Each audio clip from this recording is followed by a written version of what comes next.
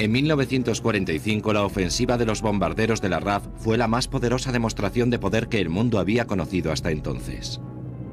Las incursiones masivas contra las grandes ciudades pretendían no solo privar a Alemania de su potencial bélico, sino quebrar el ánimo de sus ciudadanos.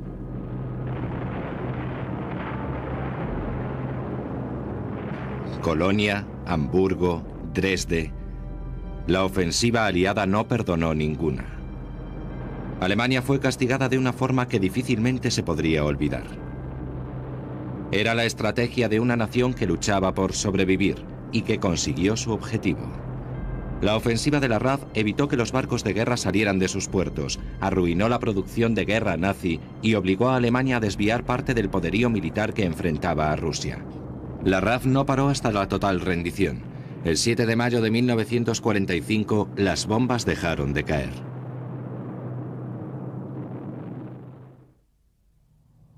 La reputación de la unidad de bombarderos se ganó a pulso. Sus escuadrones habían recorrido un largo camino desde los tristes días de 1939.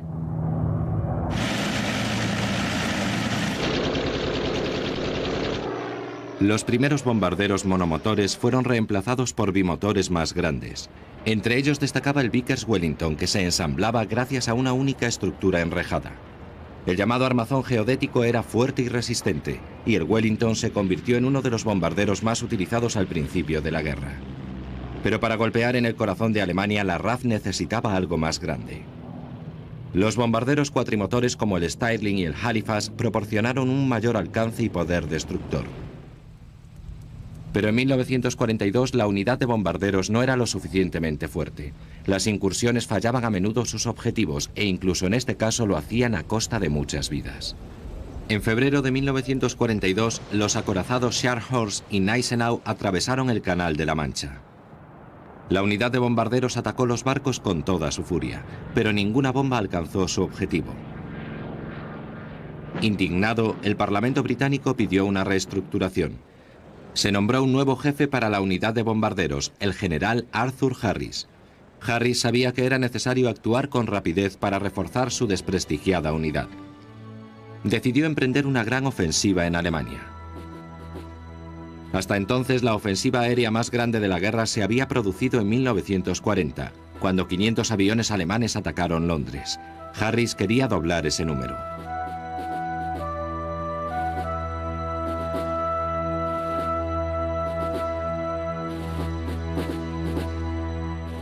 La unidad de bombarderos disponía en total de unos 1000 aviones. Entre ellos estaba el nuevo cuatrimotor Lancaster. El objetivo era aplastar las defensas del enemigo mediante aritmética pura.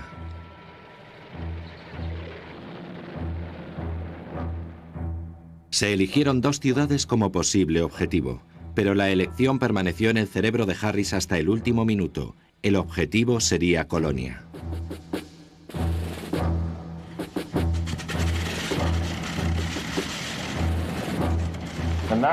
Los nazis empezaron esta guerra con la firme resolución de no respetar a nada ni a nadie, y lo cumplieron.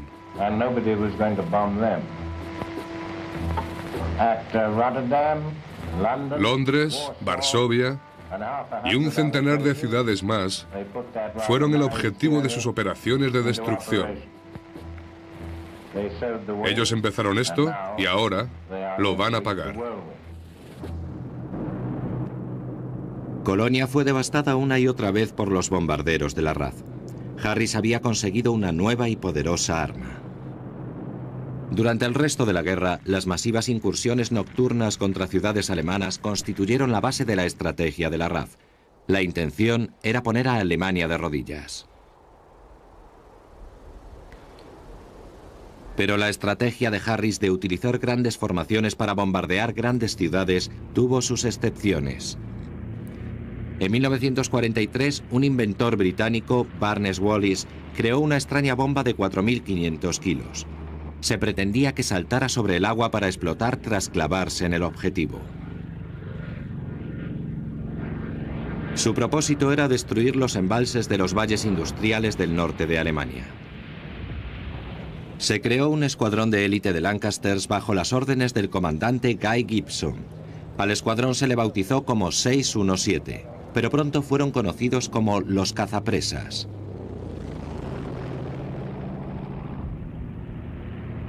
En la noche del 17 de mayo de 1943, el escuadrón se dirigió hacia la presa Mon, en el norte de Alemania.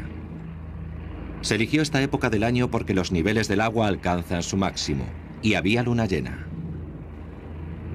Había poco margen de error para Gibson y sus hombres. Necesitaban volar a solo 60 pies. Gibson solía decir que a esa altura no se podía ni toser. Él fue el primero en atacar. Sus bombas saltaron sobre el agua como estaba planeado y penetraron perfectamente en el centro del dique. Pero la explosión no consiguió romper la estructura. Gibson rodeó el embalse para guiar al resto del escuadrón. El segundo avión fue alcanzado por los artilleros alemanes, pero tras lanzar con éxito 3 nuevas bombas, la presa se vino abajo. El éxito tuvo un alto coste. De los 18 aviones que tomaron parte en la incursión, solo volvieron 10.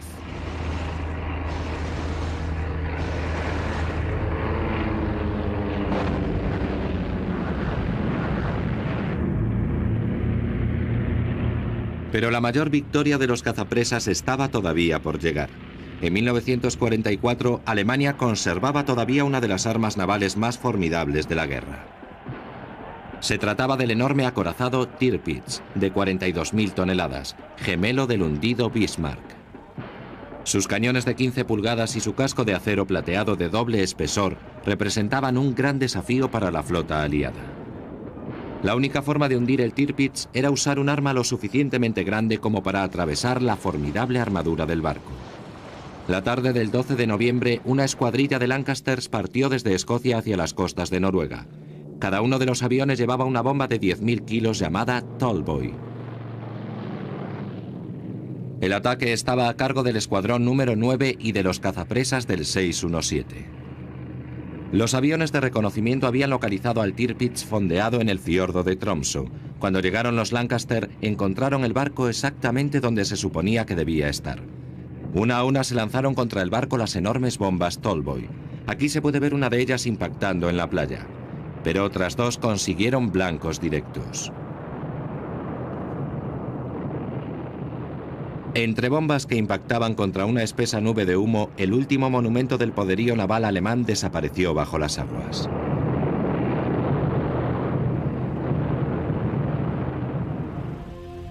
Esta es la base desde la que salió la misión contra el Tirpitz. Es la base aérea de Lossiemouth y sigue siendo la sede de los cazapresas.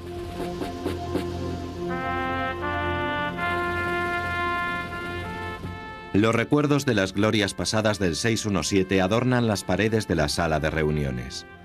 Entre ellos hay un mamparo del Tirpitz. Fue regalado por los noruegos a la unidad de bombarderos en 1948.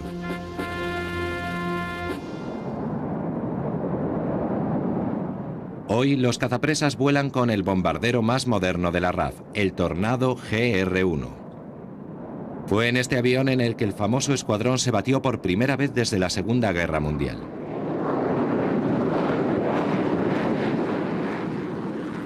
Los cazapresas llegaron a Bahrein pocas semanas después de que Saddam Hussein invadiera Kuwait. Los pilotos de la RAF estaban entrenados para luchar contra los blindados soviéticos en Europa Central, pero ahora se enfrentaban a un enemigo diferente, en una guerra que marcaría un nuevo capítulo en la historia de la RAF.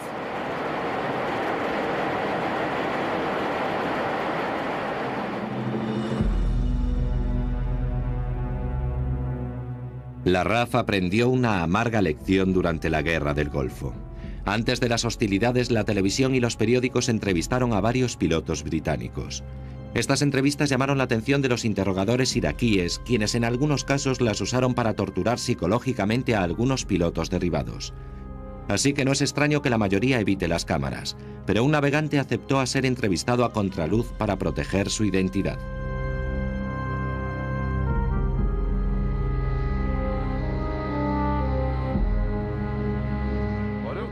No creo que muchos de nosotros pensara que íbamos a luchar en una guerra, aparte de la que supondría la destrucción final contra los rusos, y que era bastante diferente. En el caso del Golfo, estábamos allí para hacer por primera vez lo que teníamos que hacer, para lo que habíamos sido entrenados. Para ser sincero, nos asustaba enfrentarnos a la muerte. No es posible imaginar lo que significa llegar, montarse en el avión y pensar, ¿puedo ir y hacerlo? ¿Tendré el valor para hacerlo?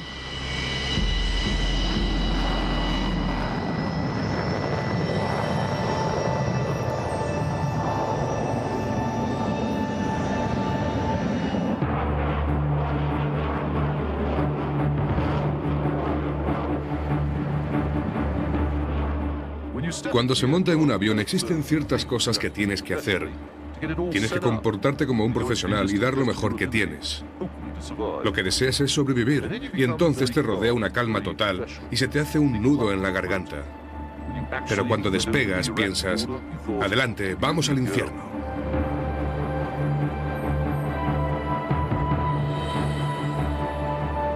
El árido paisaje del sur de Irak proporcionó un buen escenario para la primera experiencia del tornado en la guerra. Sin colinas o montañas que sirvieran de obstáculo, los pilotos de la RAF podían desplegar la táctica más eficiente de combate: volar bajo y rápido. El propósito de volar bajo es evidente: situarse fuera del alcance del radar, así el enemigo no te ve llegar. En los primeros días de la Guerra del Golfo, el caballo de batalla de la RAF fue la versión original del caza Tornado, el GR-1. Su primera misión fue la destrucción de los campos de aviación iraquíes. Existían dos formas de hacerlo. Uno de los métodos era situarse sobre el objetivo a 200 pies y dejar caer una destructiva combinación de minas de acción retardada y bombas con paracaídas.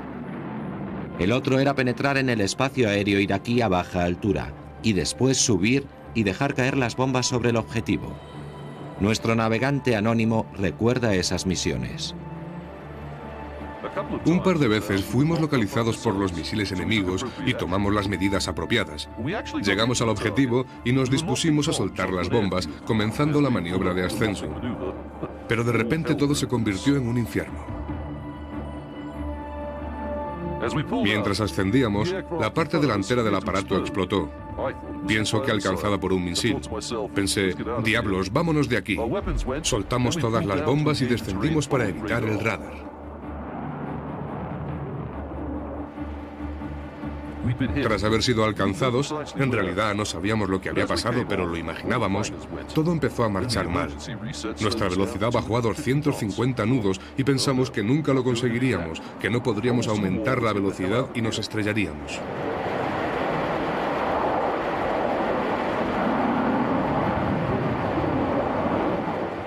Conseguimos aumentar a 500 nudos y llegar a nuestra base en un estado lamentable. Y es por pura suerte que ahora estamos vivos.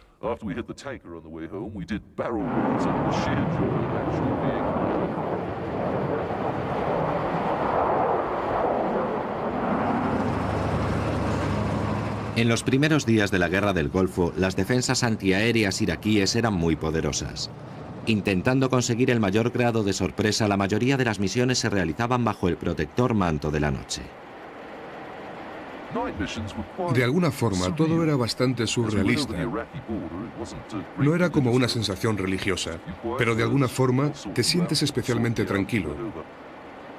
Cuando llegabas a territorio enemigo, todo estaba muy silencioso y era una sensación muy extraña.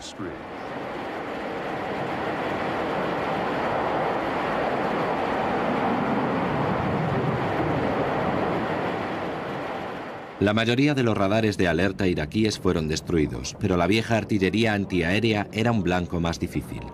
La fuerte defensa de los puentes hacía que los pilotos de los Tornado fueran invariablemente recibidos con una incesante tormenta de plomo lanzada contra ellos.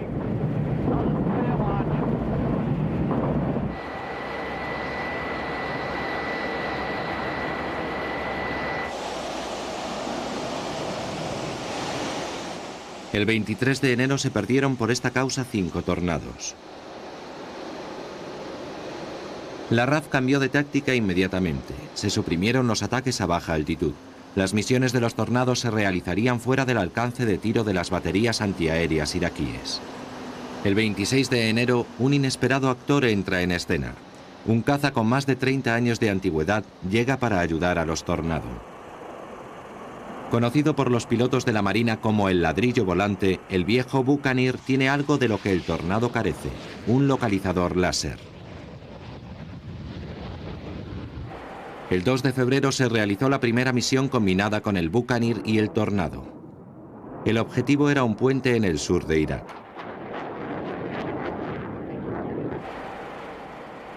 La tripulación del Buccaneer era responsable de localizar visualmente el puente y después iluminarlo con un rayo láser. El Tornado haría el resto.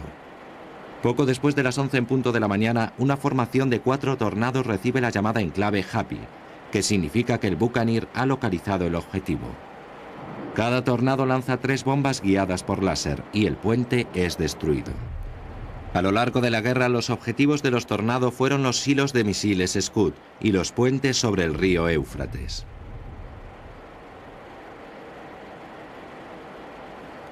Durante el resto de la guerra, estas operaciones combinadas ayudaron a expulsar a las fuerzas iraquíes de Kuwait. Cuando todo terminó y salí ileso, comprendí que había sobrevivido e iba a volver con mi esposa y mi familia. Pero cuando se anunció el alto el fuego, simplemente nos dimos la mano unos a otros. Los chicos habían ido allí para hacer un trabajo y lo hicieron. Teníamos la satisfacción interior de poder responder a algunas preguntas sobre uno mismo. Sabíamos que lo habíamos conseguido, nadie podía cuestionarlo.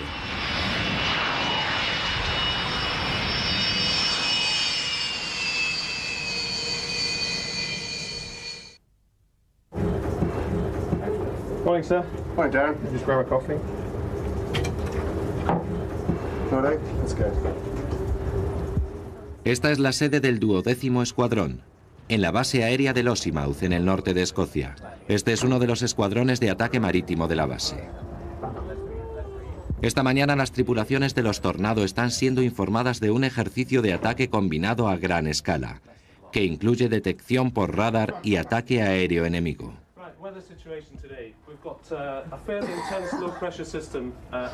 Aunque estamos a primeros de julio, el desapacible tiempo del norte de Escocia muestra pocos signos de verano. El informe meteorológico es fundamental. Las tripulaciones son alertadas de cualquier posible tormenta que pueda desencadenarse sobre el Atlántico Norte.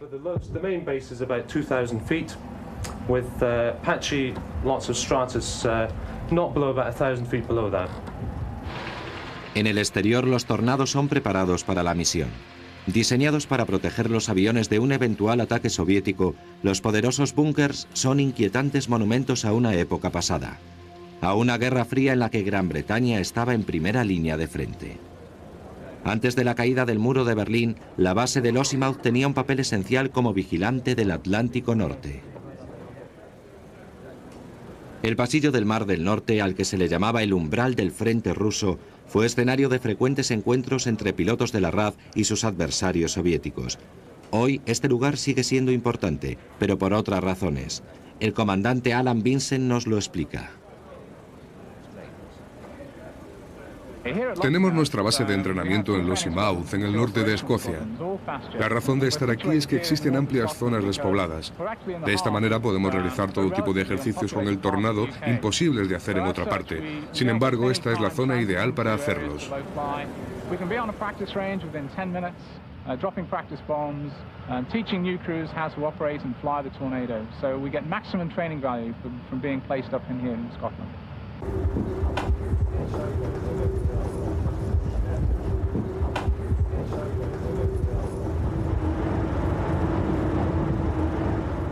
La misión de hoy obligará al Tornado a sobrevolar las poco acogedoras aguas del Mar del Norte. Con una temperatura media en verano de 5,5 grados, una persona que permanezca en el agua durante 7 minutos sufrirá los efectos de la hipotermia. Para el caso de que necesiten abandonar el avión sobre el mar, la tripulación del Tornado viste un traje de inmersión completo. En Lossiemouth convive gente llegada de todo el país. Cuando se entra en la sede del escuadrón puede escucharse incluso un acento sin duda no británico. Se trata del piloto de la Marina estadounidense Andy Berker.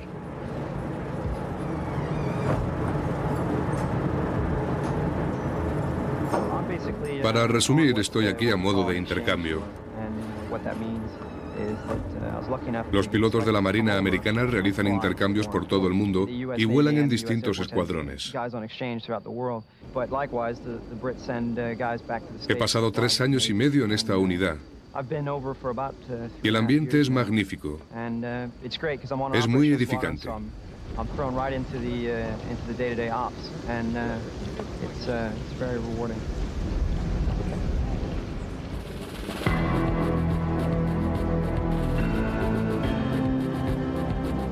Siguiendo la tradición de la incursión contra el acorazado Tirpitz, los escuadrones con sede en Lossiemouth están especializados en combate marítimo.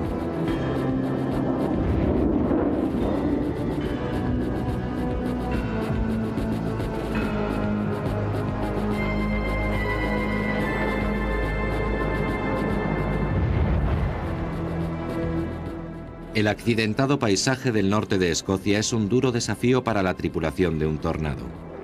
Internarse por un estrecho valle a 200 nudos de velocidad no es un trabajo para pusilánimes. Incluso para el piloto más experimentado puede ser muy peligroso. Algunas veces, cuando hace un día precioso en Escocia y vuelas, es como si montaras en una montaña rusa. Es tan divertido que incluso te preguntas dónde está la taquilla para sacar la entrada. Pero la verdad es que es un trabajo muy duro y, a decir verdad, es necesario ser muy diestro. Soy navegante y debo tener una confianza absoluta en el piloto, en lo que él o ella estén haciendo.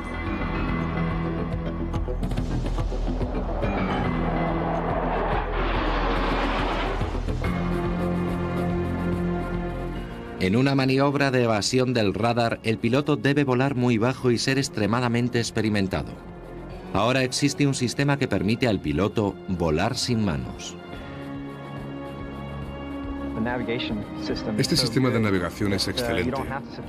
No es necesario estar continuamente pendiente del radar o de los instrumentos. Es realmente maravilloso.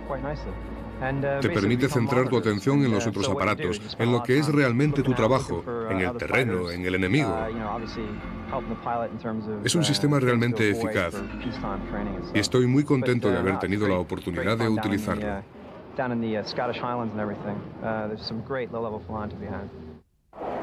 La mayoría de los radares de defensa antiaérea no pueden detectar un avión que vuele por debajo de 500 pies, pero esto depende del sistema. Por definición, cuanto más bajo se vuele, menos posibilidades se tienen de ser detectado.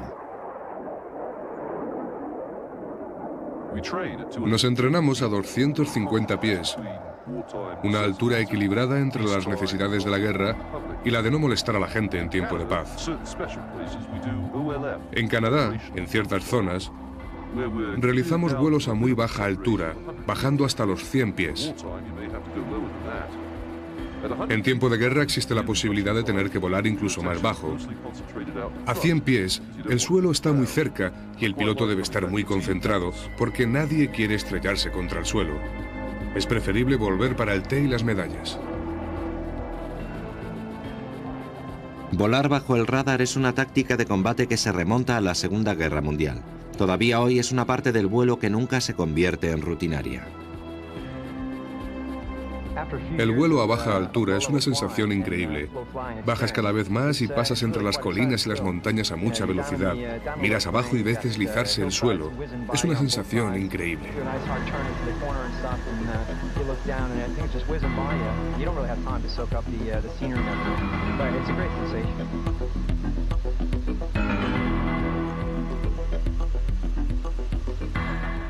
Muchos lo comparan con la Guerra de las Galaxias, cuando Luke Skywalker tiene que volar por un estrecho pasillo. Puede ayudarle un navegador, pero a veces tiene que usar la fuerza. Cuando vuelas tan bajo por un estrecho valle, piensas lo mismo, y pienso que la mayor parte de la gente tiene el mismo concepto de mi trabajo.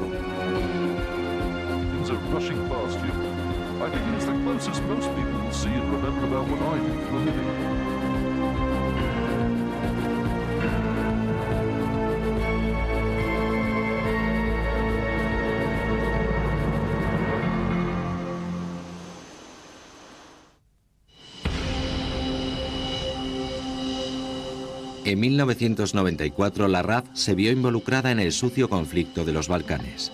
Se creó una zona de exclusión aérea para impedir acciones de guerra por aire.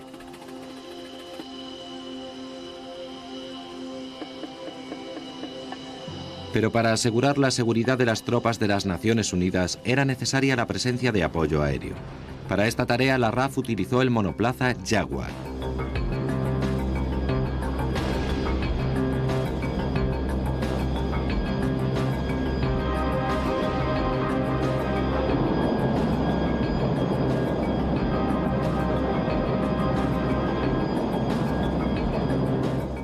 Para los Jaguar, el despliegue en Bosnia no era la primera experiencia de guerra.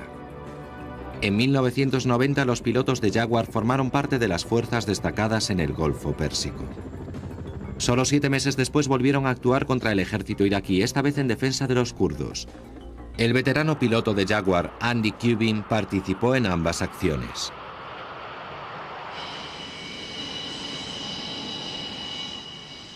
En algunas misiones de combate hay que volar a muy baja altura, mucho más bajo que durante los entrenamientos, y es realmente muy peligroso. En el momento del ataque no llegas a apreciarlo, pero luego te sientas delante de una taza de té y te das cuenta de que es una suerte estar allí. Pero durante el combate no lo piensas, eso es parte de tu trabajo.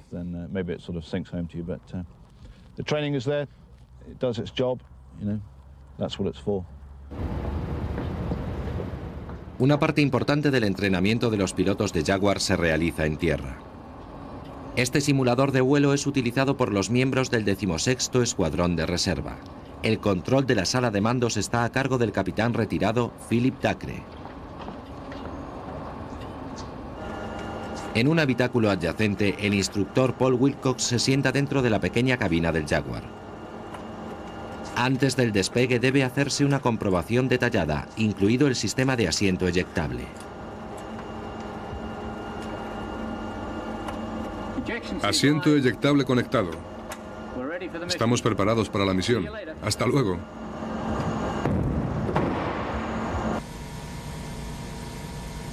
Bajo ellos, en una amplia habitación, se encuentra el corazón del simulador. Un mapa en relieve de 5,5 metros por 12 metros que representa el sur de Gales. El objetivo de hoy es una estación eléctrica a orillas del río Severn. Lima 70 is ready for departure.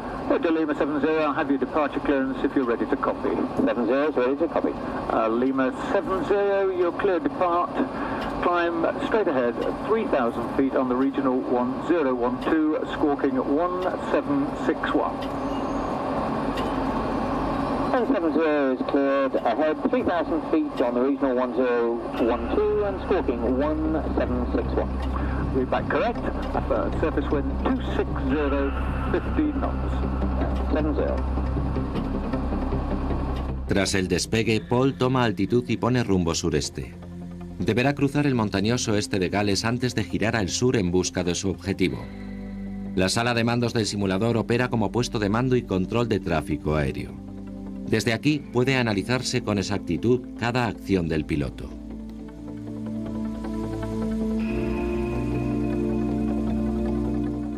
Lo que Paul puede ver desde la cabina proviene de una diminuta cámara colocada sobre una grúa de 6 metros.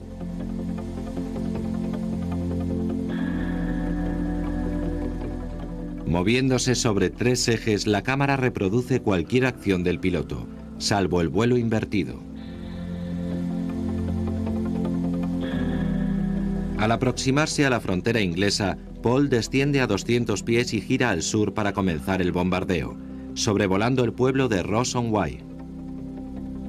La topografía del mapa reproduce exactamente cada colina, cada población y cada valle.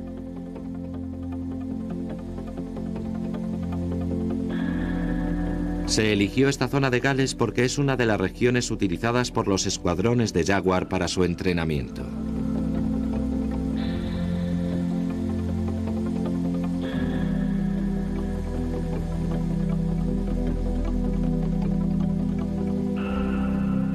Tras atravesar un grupo de colinas al sureste de Gales, llega finalmente al río Severn.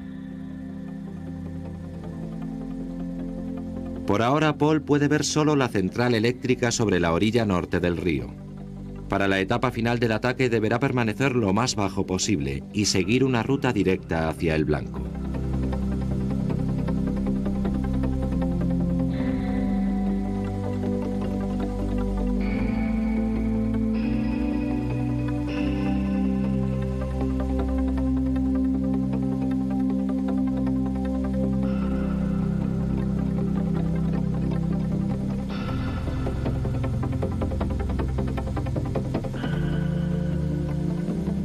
Con las actuales innovaciones tecnológicas, este tipo de simulador ha quedado anticuado, pero sigue siendo una herramienta valiosa para exponer a los pilotos a la sensación del vuelo a baja altura.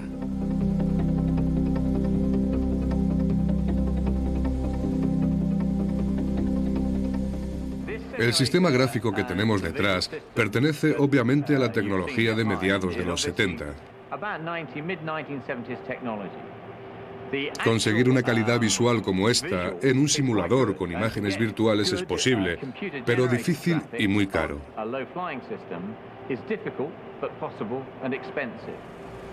Obviamente, este tiene el problema de tener 20 años y de ser difícil de mantener en buenas condiciones.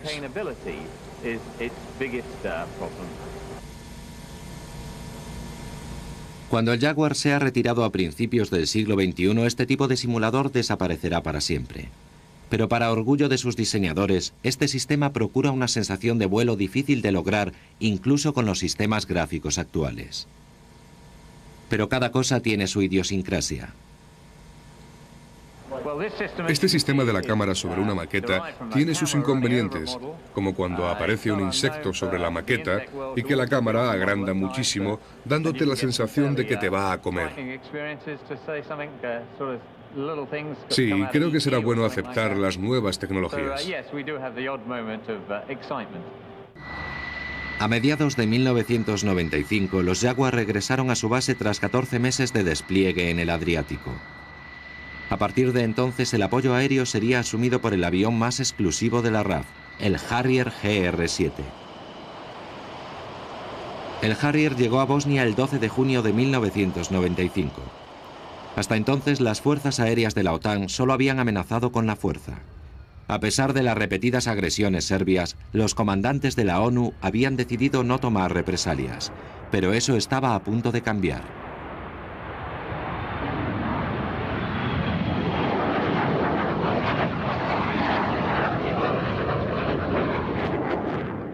El 28 de agosto, un proyectil serbio alcanzó un mercado en Sarajevo. Para los sufridos civiles bosnios no era nada nuevo, pero para los comandantes de la OTAN era la gota que rebosaba el vaso. Había llegado la hora de acallar las armas serbias.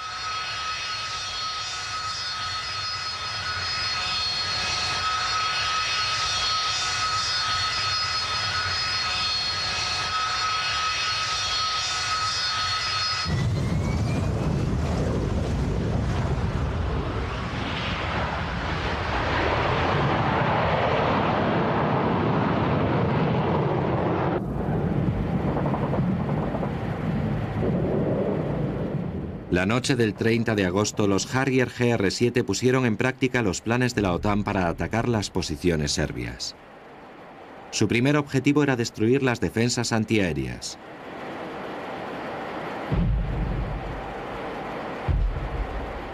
Cuando la amenaza de los misiles tierra-aire fue destruida, los pilotos pudieron atacar sin peligro las posiciones de artillería y los depósitos de municiones.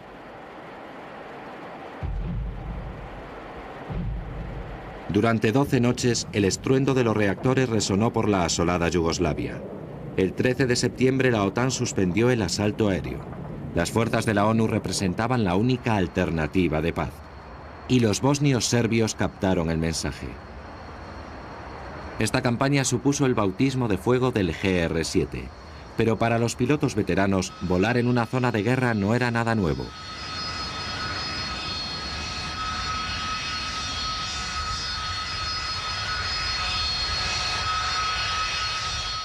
En 1982, el ejército británico fue sorprendido con la guardia baja cuando el ejército argentino tomó las Islas Malvinas.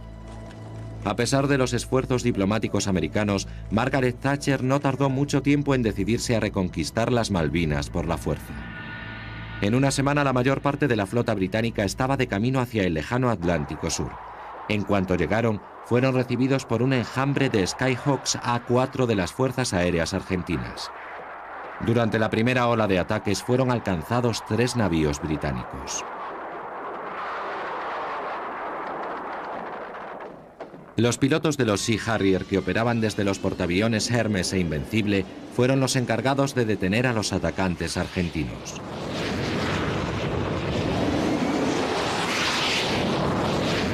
El 1 de mayo, un Sea Harrier pilotado por Paul Barton derribó un Mirage argentino. El Sea Harrier entraba en guerra. Los pilotos de la Royal Navy eran luchadores disciplinados y con la ayuda de los misiles Sidewinder lo demostraron ante sus oponentes. Pero el problema de la Royal Navy estaba en los números. No tenía suficientes aviones para sostener la guerra. La primera semana de mayo llegaron los refuerzos. Los Harrier GR3 de la RAF entraron en zona de guerra haciendo escala en Isla Ascensión. La guerra de las Malvinas no era un conflicto para el que se hubiera preparado la RAF. De hecho, uno de sus pilotos realizó su primer aterrizaje sobre un portaaviones cuando llegó al Atlántico Sur.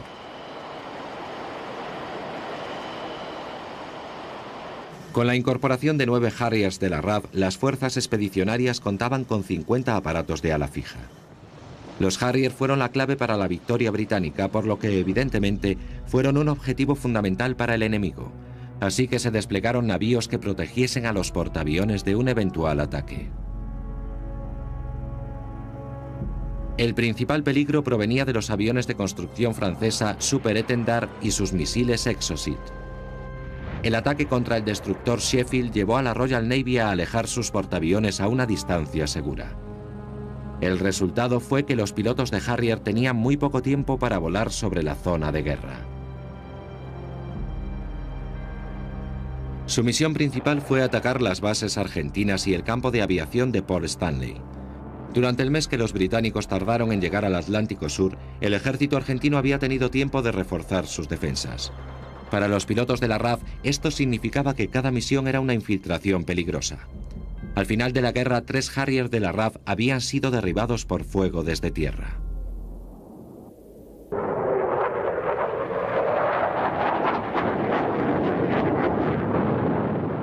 En las semanas que siguieron, los pilotos de la RAF centraron sus esfuerzos en preparar una cabeza de playa.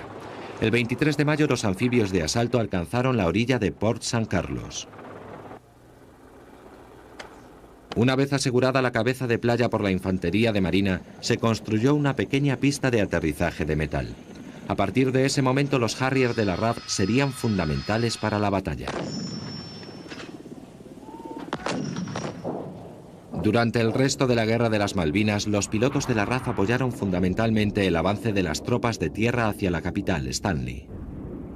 El 15 de junio, los asediados jefes del ejército argentino pidieron un cese el fuego. 10 semanas después de la invasión, las Islas Malvinas volvieron bajo control británico.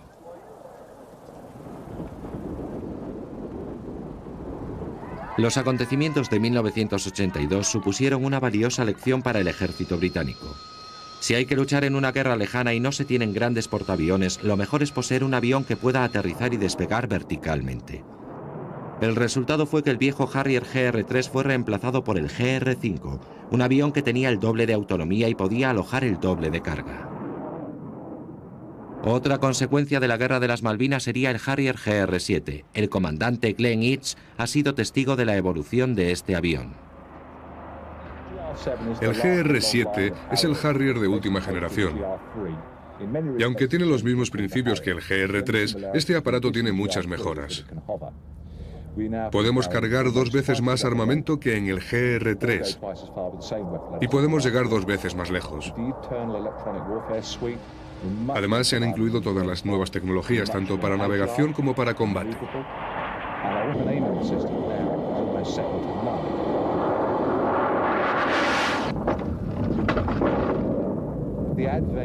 Con la llegada del sistema de visión nocturna, nuestra eficacia en misiones de este tipo ha crecido mucho.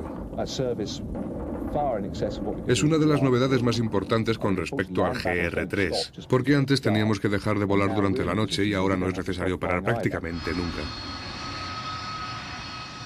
El aeródromo de Wittering en las llanuras de Cambridgeshire es la base de los Harrier. Desde 1969 han llegado hasta esta base los jóvenes pilotos deseosos de aprender a volar en el aparato más famoso de la RAF.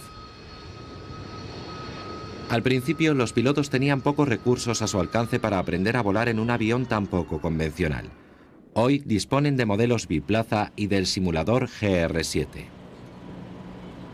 Antes de realizar el primer vuelo real, el aspirante necesita llevar a cabo 16 horas de vuelo simulado. Cada misión es escrupulosamente analizada desde un cuarto de control. El vuelo de hoy será dirigido por el veterano piloto de Harrier, Jeff Timms. El simulador de Harrier es muy diferente al utilizado para el Jaguar. Una amplia gama de funciones permite al piloto volar en cualquier lugar del mundo, bajo todo tipo de condiciones.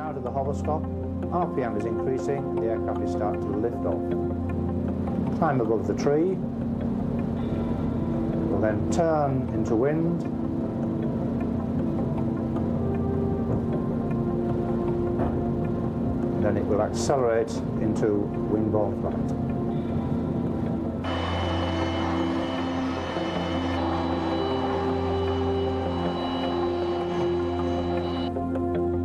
Desde el cuarto de control, el instructor puede seguir todos los aspectos de la misión.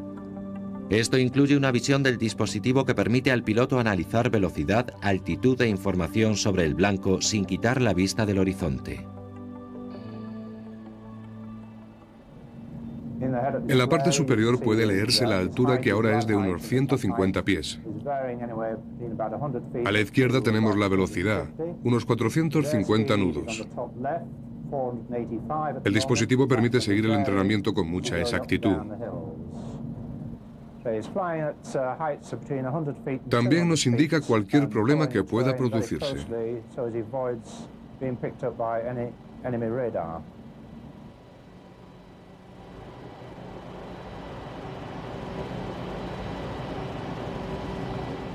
Como el piloto ha entrado en el espacio aéreo enemigo a baja altura, la imagen del suelo pasa rápidamente ante sus ojos con forma curvada. Para la misión de hoy, el Harrier está armado con 5 bombas de 500 kilos y 2 misiles Sidewinder. En el cuarto de control se puede analizar la totalidad del campo de batalla en una gran pantalla táctica. En la pantalla se puede ver la figura del avión, que ahora se acerca a la base. Ya la tiene a la vista. El instructor puede interrumpir la misión en cualquier momento. Si lo desea, puede cambiar día por noche, causar un fallo técnico o incluso disparar un misil tierra-aire. El objetivo es entrenar a los pilotos para todo tipo de adversidades antes de poner en sus manos un avión de $20 millones. Ahora el piloto debe repostar en el aire, en uno de los aviones nodriza que se coloca a 6 o 7.000 pies.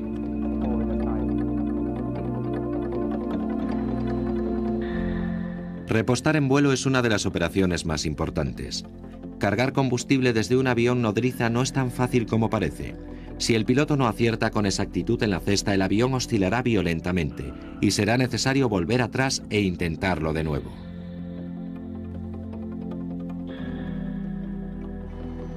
El mayor problema de esta operación se presenta cuando el piloto está realmente escaso de combustible. Normalmente hay poco tiempo para intentarlo.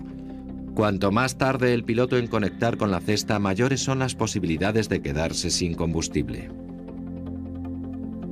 Los vuelos rutinarios de entrenamiento no requieren en general repostaje aéreo, pero en una línea de frente el despliegue de los aviones nodriza es vital para los pilotos. Cuando los pilotos de Harrier fueron destinados a las Malvinas en 1982, se enfrentaron a la agotadora tarea de tener que repostar en el aire 5 veces hasta llegar a la isla Ascensión.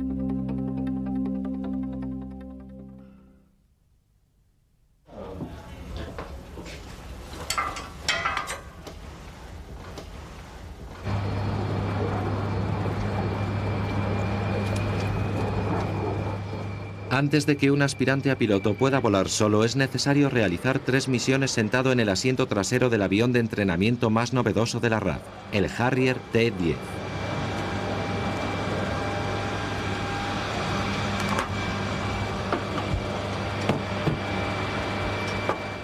Cuando un o una aspirante llega a Wittering, ha acumulado unas 120 horas de vuelo en aviones de ala fija. Pero el Harrier es algo completamente distinto. El problema no es aprender cómo volar en un Harrier, sino desaprender lo que se ha aprendido sobre el vuelo. Lo más importante del Harrier es que hay muchas cosas que recordar y poco margen para el error. Si cometes una pequeña equivocación al mover la palanca, las consecuencias pueden ser muy grandes. La palanca a la que se refiere el teniente Mason es la que controla las toberas de dirección de los Harrier. Estas toberas están conectadas al motor. El concepto es simple: si las toberas apuntan hacia abajo, el Harrier va hacia arriba. Si apuntan a popa, el Harrier va hacia adelante. Pero el teniente Duncan Mason comprendió en su primer aterrizaje en solitario que no es ni mucho menos tan fácil como parece.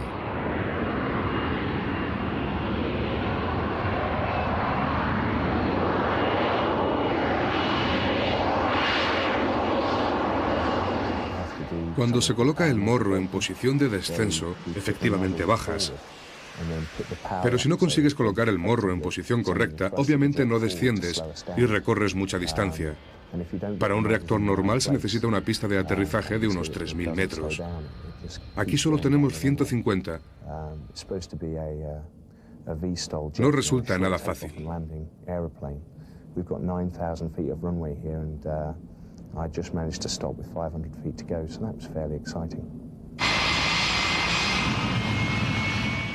Ya sea un Harrier, un Jaguar o un Tornado, lo más importante es la continua atención de los pilotos. Afortunadamente, la aviación a alta velocidad es una de esas profesiones en las que, aunque se trabajen muchas horas haciendo lo mismo todos los días, no se convierte en rutinaria.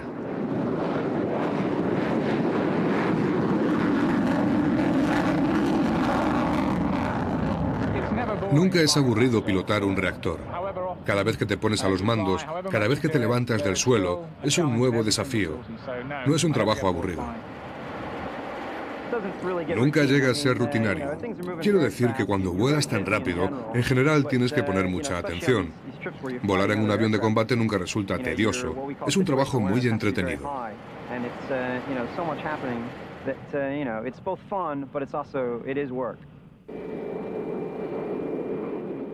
De regreso a Lossiemouth, el piloto Andy Cubbing está preparándose para el que quizás sea el trabajo más excitante de todos. Ha sido elegido para realizar una gira de 3 años en el equipo acrobático de élite de la RAF, los Flechas Rojas.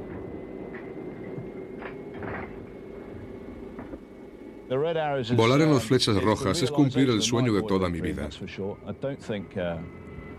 Hay mucha gente que aspira a entrar y muy poca que lo consigue. Volar durante 3 años con los Flechas Rojas es algo que me llena de orgullo.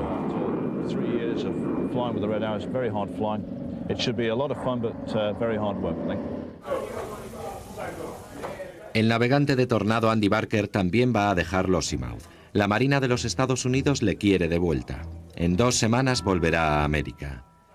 Pero se llevará con él las muchas e intangibles lecciones de 3 años de intercambio profesional y cultural. Working with the Brits is a lot of fun, actually. In spite of their sort of dry, witty sense of humor. Ha sido muy divertido estar aquí. Todo es muy profesional. El espíritu de equipo es excelente. El trabajo es duro, pero se agradece. Ha sido una experiencia muy buena y estoy muy orgulloso de haber estado aquí.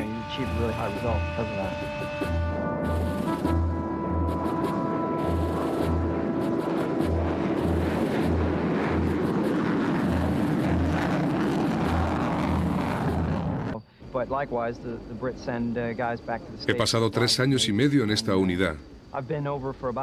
Y el ambiente es magnífico. Es muy edificante.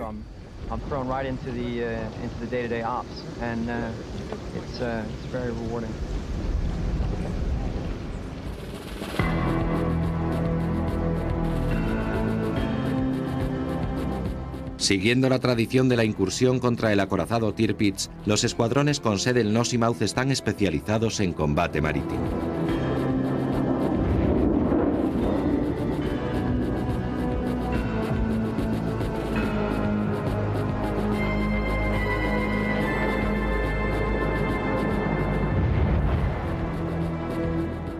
El accidentado paisaje del norte de Escocia es un duro desafío para la tripulación de un Tornado.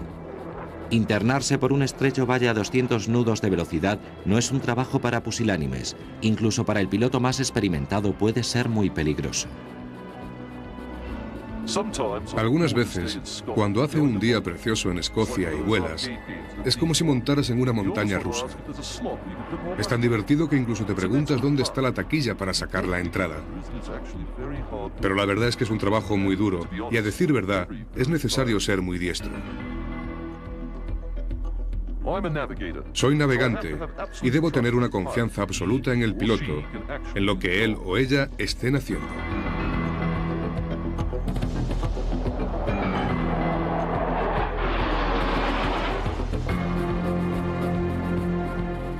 En una maniobra de evasión del radar, el piloto debe volar muy bajo y ser extremadamente experimentado.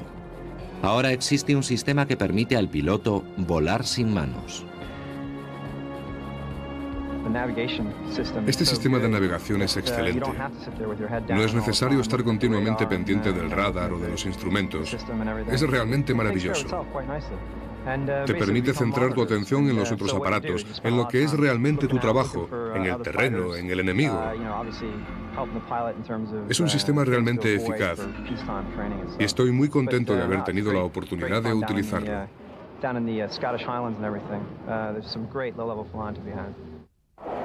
La mayoría de los radares de defensa antiaérea no pueden detectar un avión que vuele por debajo de 500 pies, pero esto depende del sistema. Por definición, cuanto más bajo se vuele, menos posibilidades se tienen de ser detectado.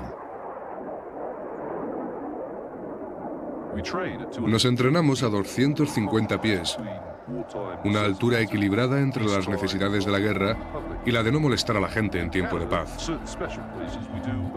En Canadá, en ciertas zonas, realizamos vuelos a muy baja altura, de la guerra. Se trataba del enorme acorazado Tirpitz, de 42.000 toneladas, gemelo del hundido Bismarck.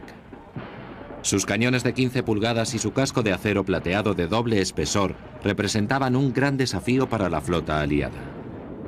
La única forma de hundir el Tirpitz era usar un arma lo suficientemente grande como para atravesar la formidable armadura del barco.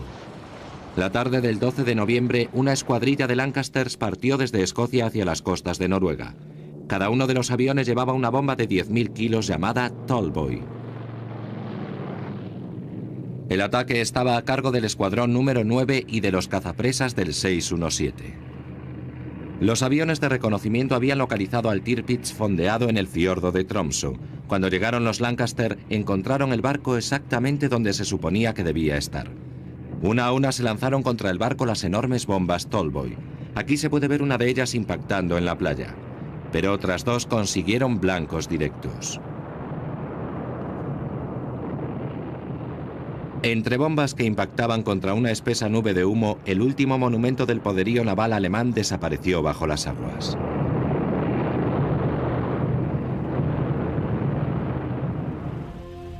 Esta es la base desde la que salió la misión contra el Tirpitz. Es la base aérea de Lossiemouth y sigue siendo la sede de los cazapresas.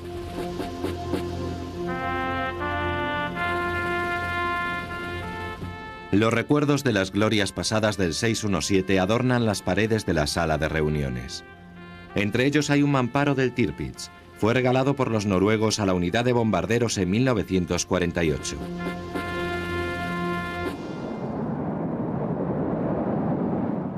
Hoy los cazapresas vuelan con el bombardero más moderno de la RAF, el Tornado GR-1. Fue en este avión en el que el famoso escuadrón se batió por primera vez desde la Segunda Guerra Mundial.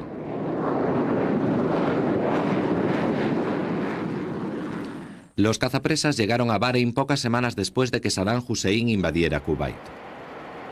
Los pilotos de la RAF estaban entrenados para luchar contra los blindados soviéticos en Europa Central, pero ahora se enfrentaban a un enemigo diferente, en una guerra que marcaría un nuevo capítulo en la historia de la RAF.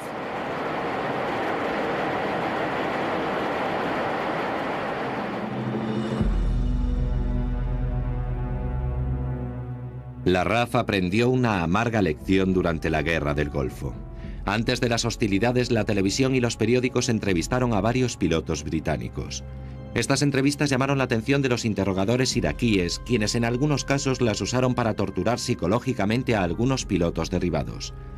Así que no es extraño que la mayoría evite las cámaras, pero un navegante aceptó.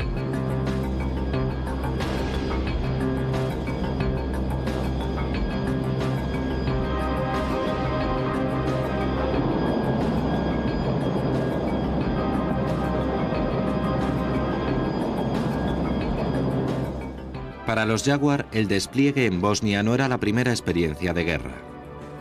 En 1990 los pilotos de Jaguar formaron parte de las fuerzas destacadas en el Golfo Pérsico.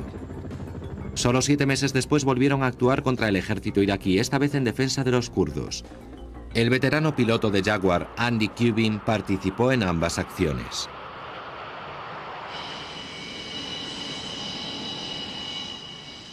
En algunas misiones de combate hay que volar a muy baja altura, mucho más bajo que durante los entrenamientos, y es realmente muy peligroso. En el momento del ataque no llegas a apreciarlo, pero luego te sientas delante de una taza de té y te das cuenta de que es una suerte estar allí. Pero durante el combate no lo piensas, eso es parte de tu trabajo.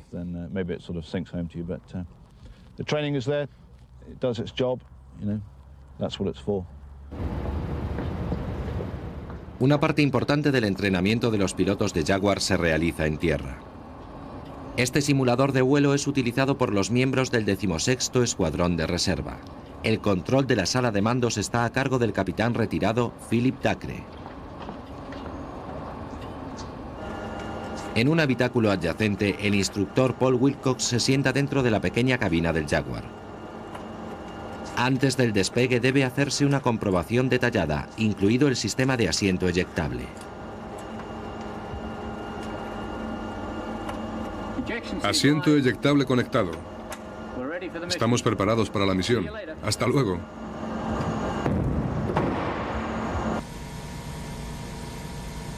Bajo ellos, en una amplia habitación, se encuentra el corazón del simulador. Un mapa en relieve de 5,5 metros por 12 metros que representa el sur de Gales. El objetivo de hoy es una estación eléctrica a orillas del río Severn. Lima 70 is ready for departure. Lima 70, I'll have your departure clearance if you're ready to copy. 70 is ready to copy. Lima 70, you're clear to depart. Climb straight ahead, 3,000 feet on the regional 1012, squawking 1761. 70 is cleared ahead, 3,000 feet on the regional 1012 and squawking 1761. Read back correct. Surface wind 260, 15 knots. 70. Tras el despegue, Paul toma altitud y pone rumbo sur. Mucho más bajo que durante los entrenamientos, y es realmente muy peligroso. En el momento del ataque no llegas a apreciarlo, pero luego te sientas delante de una taza de té y te das cuenta de que es una suerte estar allí. Pero durante el combate no lo piensas, eso es parte de tu trabajo.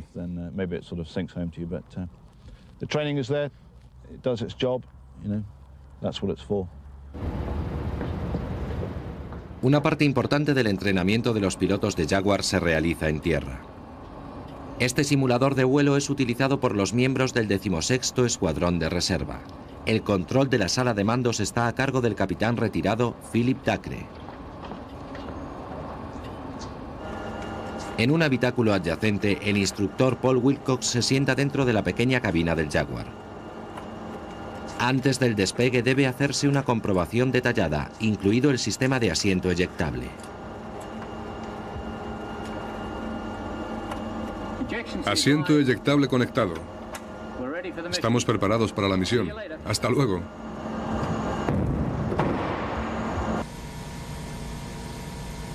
Bajo ellos, en una amplia habitación, se encuentra el corazón del simulador.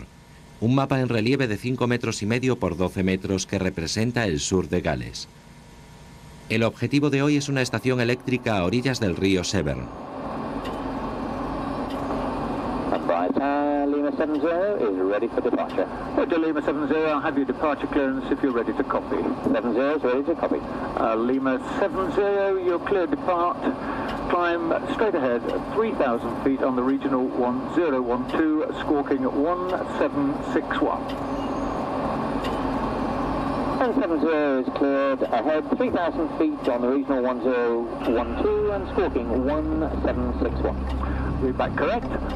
Surface wind 260, 15 knots. 70. Tras el despegue, Paul toma altitud y pone rumbo sureste. Deberá cruzar el montañoso este de Gales antes de girar al sur en busca de su objetivo. La sala de mandos del simulador opera como puesto de mando y control de tráfico aéreo. Desde aquí puede analizarse con exactitud cada acción del piloto.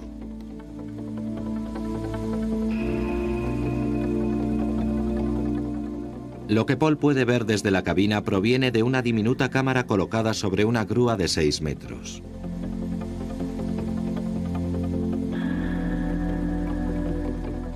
Moviéndose sobre 3 ejes, la cámara reproduce cualquier acción del piloto, salvo el vuelo invertido. Al aproximarse a la frontera inglesa, Paul desciende a 200 pies a varios pilotos británicos.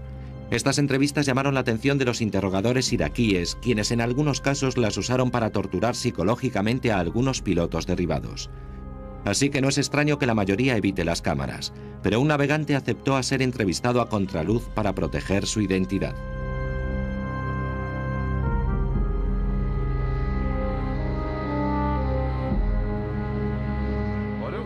No creo que muchos de nosotros pensara que íbamos a luchar en una guerra, aparte de la que supondría la destrucción final contra los rusos, y que era bastante diferente. En el caso del Golfo, estábamos allí para hacer por primera vez lo que teníamos que hacer, para lo que habíamos sido entrenados. Para ser sincero, nos asustaba enfrentarnos a la muerte. No es posible imaginar lo que significa llegar, montarse en el avión y pensar, ¿puedo ir y hacerlo? ¿Tendré el valor para hacerlo?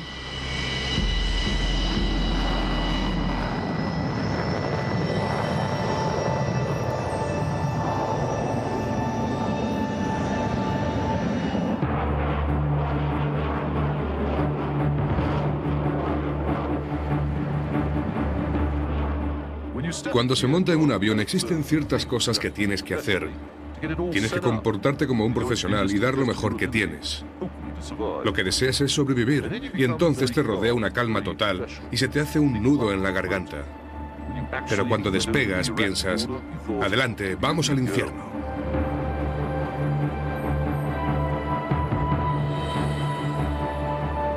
El árido paisaje del sur de Irak proporcionó un buen escenario para la primera experiencia del tornado en la guerra. Sin colinas o montañas que sirvieran de obstáculo, los pilotos de la RAF podían desplegar la táctica más eficiente de combate, volar bajo y rápido. El propósito de volar bajo es evidente: situarse fuera del alcance del radar, así el enemigo no te ve llegar. En los primeros días de la Guerra del Golfo, el caballo de batalla de la RAF fue la versión original del caza Tornado, el GR-1. Su primera misión fue la destrucción de los campos de aviación iraquíes. Existían 2 formas de hacerlo. Uno de los métodos era situarse sobre el objetivo a 200 pies y dejar caer una destructiva combinación de minas de acción retardada y bombas con paracaídas. El otro era penetrar en el espacio aéreo iraquí a baja altura y después subir y dejar caer las bombas sobre el objetivo. Nuestro navegante anónimo recuerda esas misiones. Un par de veces fuimos localizados por los misiles enemigos y tomamos las medidas apropiadas. Llegamos al objetivo y nos dispusimos a soltar las bombas, comenzando la maniobra de ascenso. Pero de repente todo se convirtió en un infierno. Si las veras apuntan hacia abajo, el Harrier va hacia arriba. Si apuntan a popa, el Harrier va hacia adelante. Pero el teniente Duncan Mason comprendió en su primer aterrizaje en solitario que no es ni mucho menos tan fácil como parece.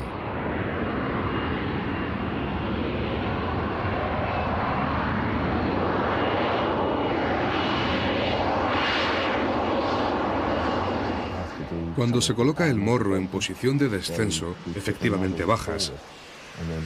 Pero si no consigues colocar el morro en posición correcta, obviamente no desciendes y recorres mucha distancia.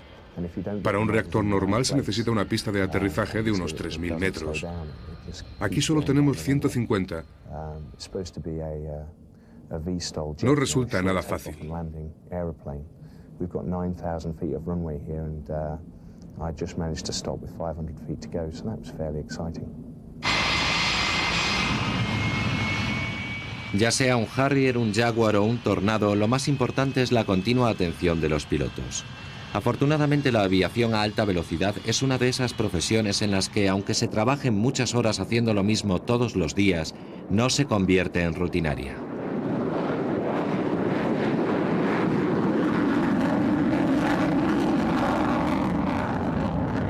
Nunca es aburrido pilotar un reactor. Cada vez que te pones a los mandos, cada vez que te levantas del suelo, es un nuevo desafío. No es un trabajo aburrido. Nunca llega a ser rutinario. Quiero decir que cuando vuelas tan rápido, en general tienes que poner mucha atención. Volar en un avión de combate nunca resulta tedioso. Es un trabajo muy entretenido.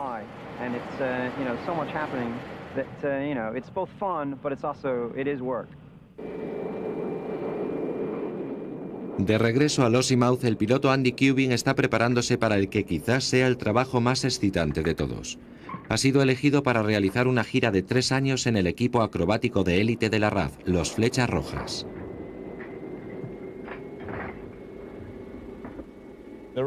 Volar en los Flechas Rojas es cumplir el sueño de toda mi vida. Hay mucha gente que aspira a entrar y muy poca que lo consigue. Volar durante 3 años con los Flechas Rojas es algo que me llena de orgullo.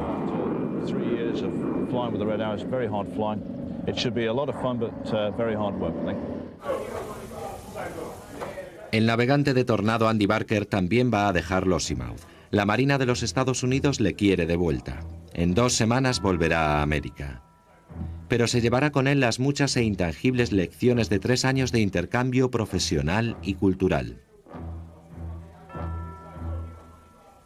Working with the Brits is a lot of fun, actually.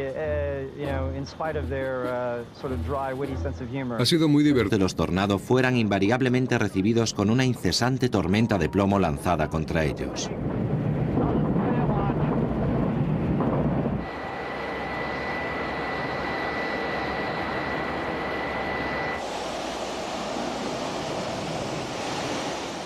El 23 de enero se perdieron por esta causa 5 tornados.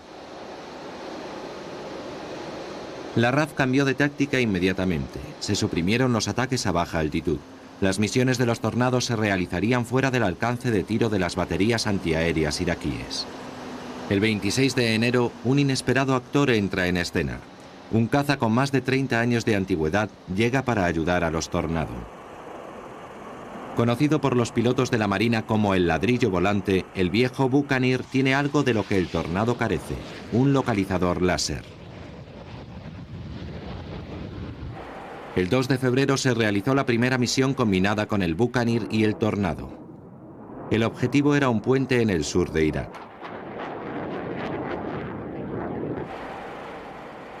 La tripulación del Buccaneer era responsable de localizar visualmente el puente y después iluminarlo con un rayo láser. El Tornado haría el resto.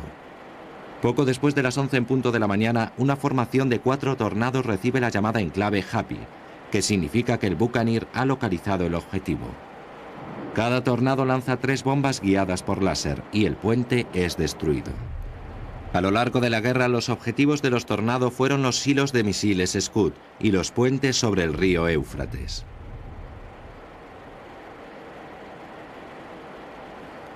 Durante el resto de la guerra, estas operaciones combinadas ayudaron a expulsar a las fuerzas iraquíes de Kuwait. Cuando todo terminó y salí ileso, comprendí que había sobrevivido e iba a volver con mi esposa y mi familia. Pero cuando se anunció el alto el fuego, simplemente nos dimos la mano unos a otros. Los chicos habían ido allí para hacer un trabajo y lo hicieron. Teníamos la satisfacción interior de poder responder a algunas preguntas sobre uno mismo. Sabíamos que lo habíamos conseguido, nadie podía cuestionarlo.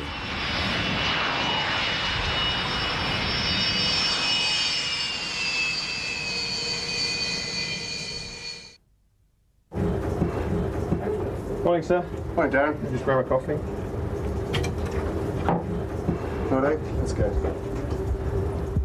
Esta es la sede del 12º Escuadrón, en la base aérea de Lossiemouth, en el norte de Escocia. Este es uno de los escuadrones de ataque marítimo de la base. Esta mañana las tripulaciones de los Tornado están siendo informadas de un ejercicio de ataque combinado a gran escala, que incluye detección por radar y ataque aéreo enemigo. Mientras ascendíamos, la parte delantera del aparato explotó. Pienso que alcanzada por un misil. Pensé, diablos, vámonos de aquí. Soltamos todas las bombas y descendimos para evitar el radar. Tras haber sido alcanzados, en realidad no sabíamos lo que había pasado, pero lo imaginábamos, todo empezó a marchar mal. Nuestra velocidad bajó a 250 nudos y pensamos que nunca lo conseguiríamos, que no podríamos aumentar la velocidad y nos estrellaríamos.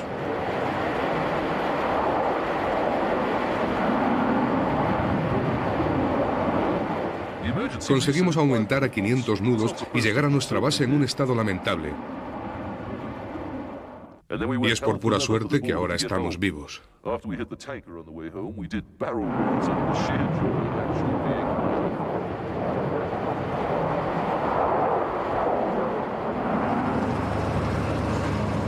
En los primeros días de la Guerra del Golfo, las defensas antiaéreas iraquíes eran muy poderosas. Intentando conseguir el mayor grado de sorpresa, la mayoría de las misiones se realizaban bajo el protector manto de la noche. De alguna forma, todo era bastante surrealista. No era como una sensación religiosa, pero de alguna forma te sientes especialmente tranquilo. Cuando llegabas a territorio enemigo, todo estaba muy silencioso y era una sensación muy extraña.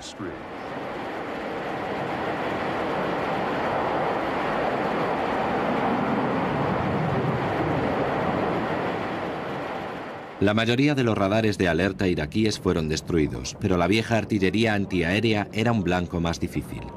La fuerte defensa de los puentes hacía que los pilotos de los Tornado fueran invariablemente recibidos con una incesante tormenta de plomo lanzada contra ellos.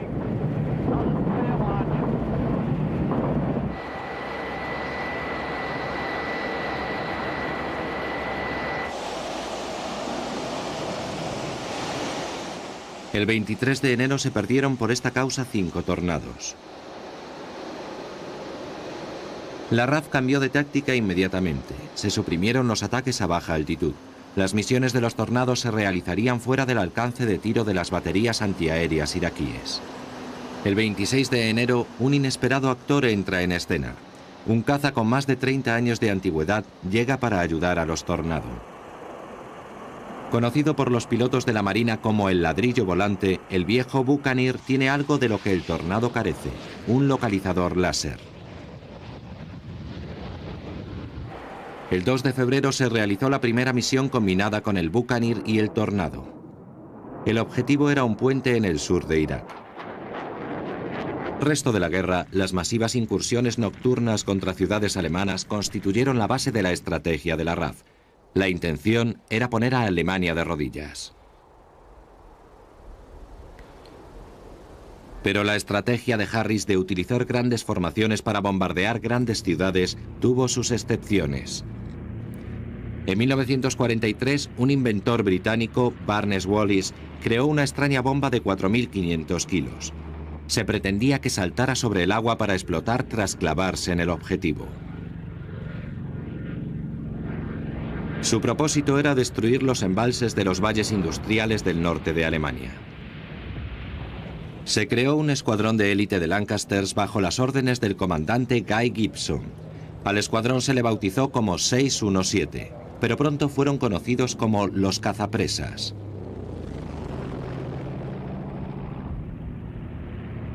En la noche del 17 de mayo de 1943, el escuadrón se dirigió hacia la presa Mon, en el norte de Alemania. Se eligió esta época del año porque los niveles del agua alcanzan su máximo, y había luna llena. Había poco margen de error para Gibson y sus hombres. Necesitaban volar a solo 60 pies. Gibson solía decir que a esa altura no se podía ni toser. Él fue el primero en atacar. Sus bombas saltaron sobre el agua como estaba planeado y penetraron perfectamente en el centro del dique. Pero la explosión no consiguió romper la estructura. Gibson rodeó el embalse para guiar al resto del escuadrón. El segundo avión fue alcanzado por los artilleros alemanes, pero tras lanzar con éxito 3 nuevas bombas, la presa se vino abajo. El éxito tuvo un alto coste. De los 18 aviones que tomaron parte en la incursión, solo volvieron 10.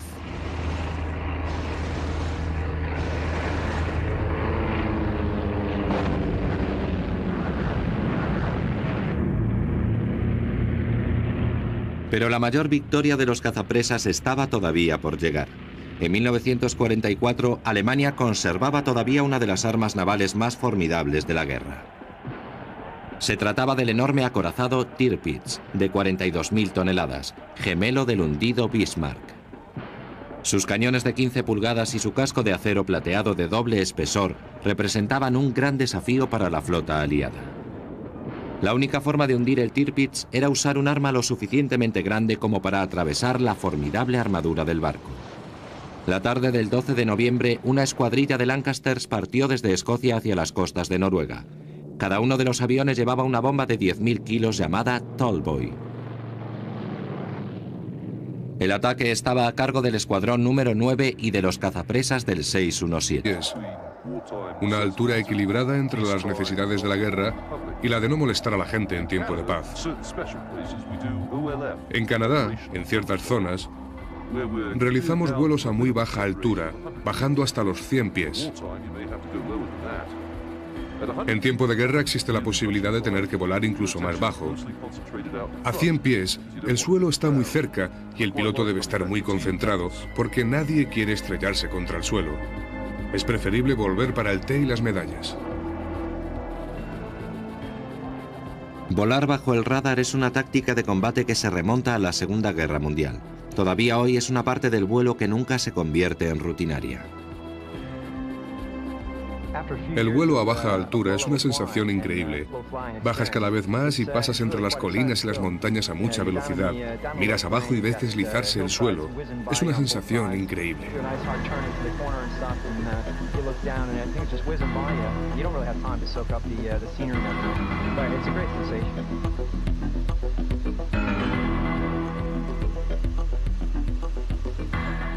Muchos lo comparan con la Guerra de las Galaxias, cuando Luke Skywalker tiene que volar por un estrecho pasillo. Puede ayudarle un navegador, pero a veces tiene que usar la fuerza. Cuando vuelas tan bajo por un estrecho valle, piensas lo mismo, y pienso que la mayor parte de la gente tiene el mismo concepto de mi trabajo.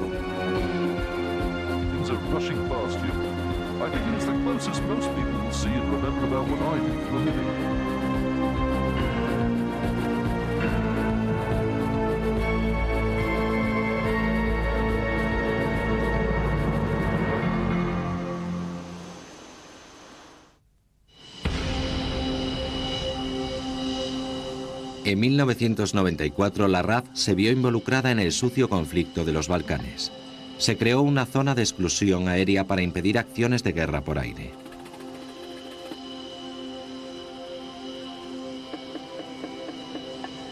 Pero para asegurar la seguridad de las tropas de las Naciones Unidas era necesaria la presencia de apoyo aéreo. Para esta tarea, la RAF utilizó el monoplaza Jaguar.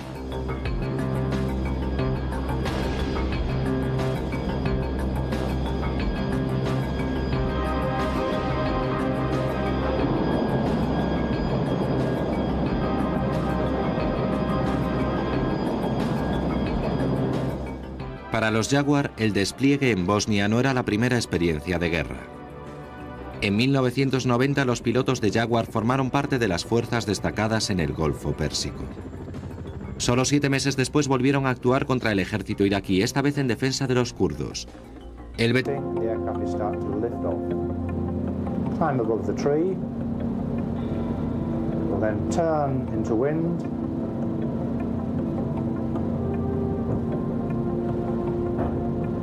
then it will accelerate into wing-borne flight.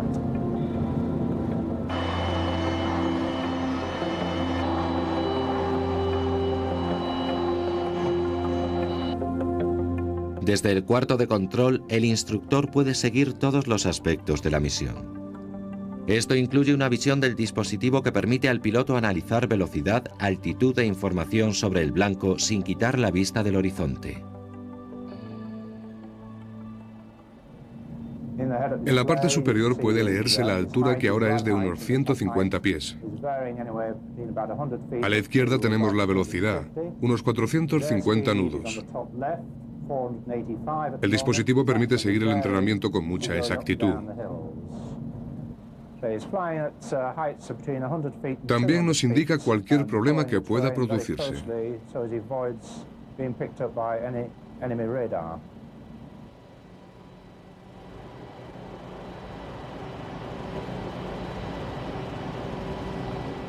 Como el piloto ha entrado en el espacio aéreo enemigo a baja altura, la imagen del suelo pasa rápidamente ante sus ojos con forma curvada.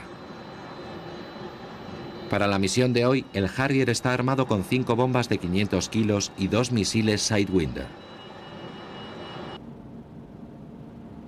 En el cuarto de control se puede analizar la totalidad del campo de batalla en una gran pantalla táctica. En la pantalla se puede ver la figura del avión, que ahora se acerca a la base. Ya la tiene a la vista. El instructor puede interrumpir la misión en cualquier momento. Si lo desea, puede cambiar día por noche, causar un fallo técnico o incluso disparar un misil tierra-aire. El objetivo es entrenar a los pilotos para todo tipo de adversidades antes de poner en sus manos un avión de 20 millones de dólares. Ahora el piloto debe repostar en el aire, en uno de los aviones nodriza que se coloca a 6 o 7.000 pies.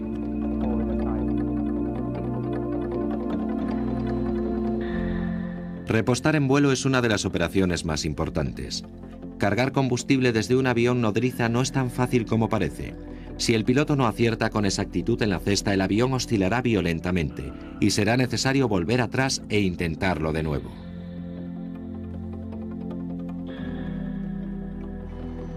El mayor problema de esta operación se presenta cuando el piloto está realmente escaso de combustible.